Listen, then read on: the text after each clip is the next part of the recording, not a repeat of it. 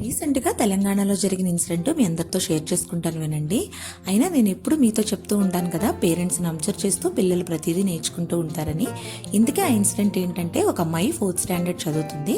అందులో ఒక క్వశ్చన్ అయితే ఇలా వచ్చిందనమాట. మీ అమ్మకి ఇష్టమైంది ఏంటి, ఇష్టం లేనిది ఏంటి అని. ఇష్టమైంది ఏంటి అన్నది నార్మల్గానే రాసేసింది ఆన్సర్. ఇష్టం లేనిది అనకి వచ్చేసరికి మా అమ్మకి నానమ్మ తాతయ్య అంటే ఇష్టం ఉండదు అని రాసింది.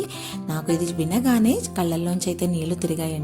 చూసారా పిల్లలు ఎంతగా ప్రభావితం అవుతున్నారో పేరెంట్స్ని చూసి. 4th స్టాండర్డ్ చదువుతూ ఆ పాప ఎంతగా అబ్జర్వ్ చేసిందో చూసారా. సరదాకైతే రాసి ఉండదు కదా అలాంటి ఆన్సర్. మా అమ్మకి మా నానమ్మ తాతయ్య అంటే ఇష్టం ఉండదని ఆ పాప ఎంతగానో అబ్జర్వ్ చేసింది ఇంట్లో ఉన్న సిచ్యువేషన్స్ని. సో పేరెంట్స్ ఎప్పుడు పేరెంట్స్గానే అయితే ఉండిపోరండి, వాళ్ళు కూడా గ్రాండ్ పేరెంట్స్ అవుతారు కదా. అలాంటి సిచ్యువేషన్ మనకి ఎదురవకుండా ఉండాలి అంటే మనం పిల్లలకి చాలా మంచి విద్యా బుద్ధులు అయితే నేర్పించాలండి. లక్షలు ఖర్చు పెట్టి స్కూల్కి పంపిస్తున్నాం అనుకుంటున్నాం కానీ మెయిన్ ఫస్ట్ టీచర్స్ పేరెంట్స్ అన్న విషయాన్ని అయితే అందరూ మర్చిపోతున్నారు.